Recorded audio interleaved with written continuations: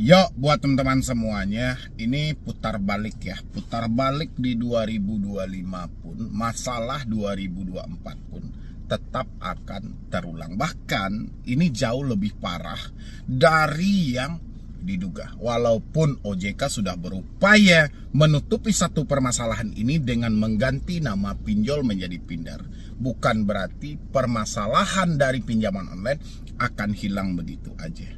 Ya, justru makin banyak terjadi pro dan kontra. Ya, justru kontra yang terjadi hari ini, ada apa dengan OJK mengganti nama pinjaman online menjadi pinjaman daring? Seakan-akan OJK sedang menutupi sesuatu supaya masyarakat tidak tahu dan masyarakat tidak mengerti apa yang sedang terjadi. Tapi rakyat Indonesia jangan dianggap bodoh. Rakyat sudah pintar. Di semua stasiun televisi semuanya mengarah kepada OJK, baik dari anggota DPR RI sampai dengan pakar-pakar, pengamat-pengamat kebijakan publik dan segala macam, semua mata tertuju kepada otoritas jasa keuangan. Pertanyaannya, ada apa dengan OJK? Kenapa OJK mencoba menutupi keburukan pinjaman online khususnya yang legal dengan cara OJK mengganti nama menjadi pinjaman daring? Yang bermasalah bukan nama pinjaman online-nya. Yang bermasalah adalah sistem yang dipakai oleh pinjaman online sehingga tidak ada manfaat yang dirasakan oleh rakyat Indonesia. Benar atau tidak teman-teman semuanya? Ini udah ajang putar balik loh kawan-kawan. OJK seakan-akan mencoba memutar semuanya demi menutupi keburukan masalah pinjaman online. Pinjaman online juga berupaya sebisa mungkin ya bekerja sama dengan pihak ketiga untuk menutupi semua keburukan dari sistem mereka. Kemana masyarakat harus melapor, kemana masyarakat harus mengadu. Bahkan tadi malam saya coba live streaming, saya coba bertanya jawab. Di hari kedua di tahun 2025 yang terjadi adalah dampak di tahun 2024 ternyata masih sama dengan tahun 2025. Permasalahan yang terjadi sepanjang tahun 2024 masih dibawa oleh orang-orang ke tahun 2025 dengan dalih ketakutan. Berarti serangan yang sangat luar biasa yang diberikan oleh debt collector pinjaman online terhadap nasabah-nasabah yang macet bayar. Ya, ini baru macet bayar aja. Belum lagi, ini untuk teman-teman semuanya juga, Anda boleh uji di masing-masing. Kita kembalikan kepada 7 ciri-ciri yang disampaikan OJK ini tentang pinjol ilegal. Saya baca sedikit ya. Karena ciri-ciri ini OJK yang mengeluarkan di waktu bulan Juni 2021. OJK mengeluarkan di sana salah satu yang menandakan ciri-ciri pinjol ilegal adalah kerap melakukan promosi melalui sarana pribadi, SMS dan WhatsApp. Pertanyaan saya buat teman-teman semuanya, hari ini tolong Anda jawab jujur, per hari ini Anda mendapatkan SMS promosi untuk mengajak Anda meminjam pinjaman online itu dari pinjol mana? Tolong isi dong di kolom komentar. Ya, kalau memang mengacu kepada ciri-ciri yang disampaikan OJK, kerap pinjaman online ilegal mempromosikan produk mereka melalui sarana pribadi seperti SMS, tapi belakangan ini terjadi karena pinjaman online legal resmi dari OJK. Ada apa ini OJK?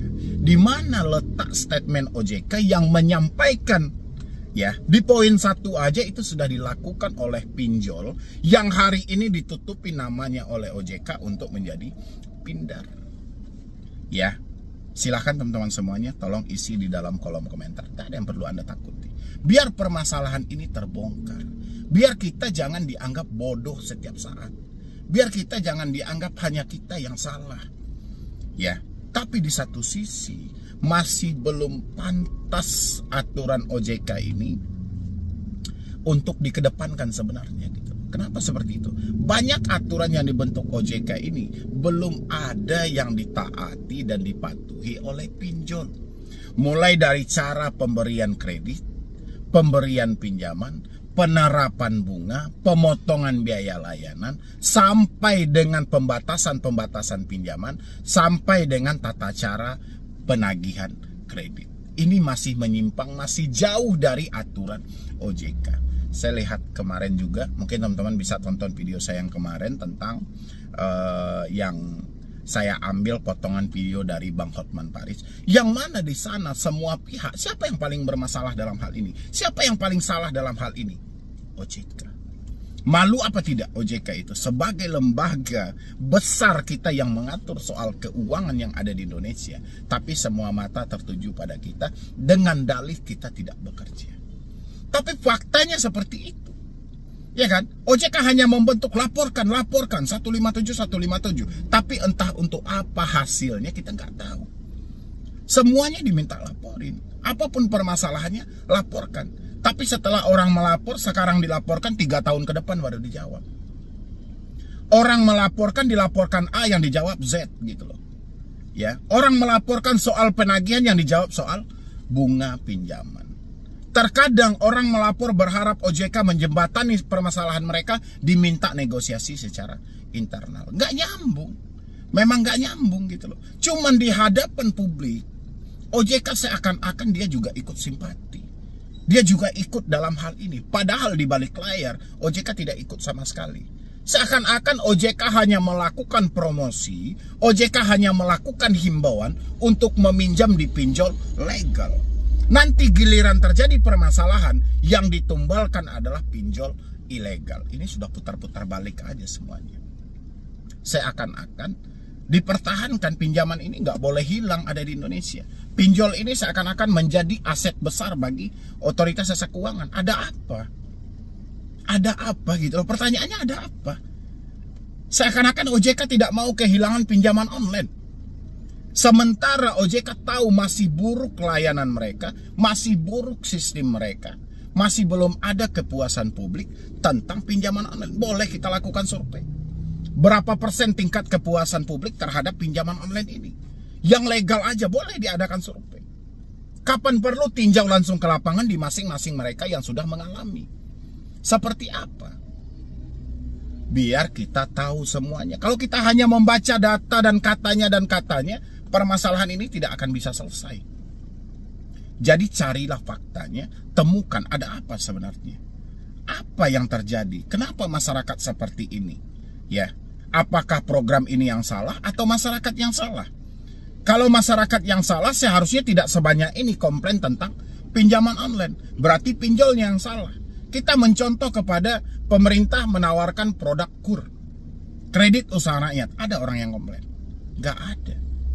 Ya, ada juga segelintiran orang mungkin itu nggak ada masalah, hal wajar loh. Errornya itu hal-hal wajar. Tapi kalau hampir puluhan persen orang menyatakan ketidakpuasan, komplain terhadap pinjaman online, berarti ada sesuatu dengan pinjol ini. Ya, harusnya OJK sudah mampu membongkarnya dong, karena OJK menjadi penyidik terbaik kok. Ya, dan untuk teman-teman semuanya yang masih membawa permasalahan di tahun 2024 ke tahun 2025, tolong berbenah diri, benahi pemikiran Anda. Jangan ikut dalam rombongan mereka. Jangan Anda pernah terpengaruh dengan katanya dan katanya, tapi carilah faktanya gitu. Faktanya kekuatan mereka masih tidak berubah. Mereka masih berupaya untuk melakukan penekanan terhadap diri Anda melalui telepon Anda yang masih berderi, dengan WhatsApp Anda yang masih aktif, dengan email Anda yang masih dihubungi. Bahkan orang yang telat bayar 1 tahun, 2 tahun, 3 tahun, bukan berarti mereka bebas dari teroran debt collector. Tetap mereka akan melakukan penagihan karena tidak ada batas waktu yang ditentukan oleh OJK. OJK hanya melarang, pinjol dilarang melakukan penagihan setelah 90 hari. Pinjolnya, tapi pihak ketiganya dipersilahkan. Ya, jangankan 90 hari, 100 hari, 300 hari, 400 hari, bahkan 1000 hari pun tetap lakukan penagihan. Gak ada batas tertentunya. Jadi teman-teman jangan gagal fokus. Teman-teman kan banyak bertanya tuh, Bang, kenapa Bang? Ini udah lebih loh dari 90 hari, tapi saya masih tetap juga ditagih. Belum ada yang bisa membatasi hal itu. Ya, cuman teman-teman tenang aja. Resiko beratnya nggak ada. kecuali kecemasan dan ketakutan yang terjadi. Selagi Anda masih bisa memaksimalkan pemikiran Anda, insya Allah semuanya akan baik-baik saja. Oke teman-teman semuanya, mudah-mudahan masih di awal-awal tahun ini kita nggak usah terlalu dalam membahas hal ini. Kita pengennya itu pemerintah hadir di tengah permasalahan ini untuk menyelesaikan, dan harapan kita sih akan munculnya pinjol-pinjol yang memang terbaik dirasakan bermanfaat oleh masyarakat. Ya, asalkan pemerintah hadir, ikut serta mengatur dan mengelola hal ini dengan baik, supaya masyarakat jangan terbebani dengan bunga tinggi dan penagihan yang tidak beretika. Mungkin dari saya cuma itu aja buat teman-teman semuanya. Nanti Anda bisa bergabung di dalam grup WhatsApp saya, tinggal klik tombol gabung yang ada di bawah nama channel, atau linknya sudah saya sematkan di dalam deskripsi. Ya, jadi sekian dulu dari saya, Medi Broni. Wassalam.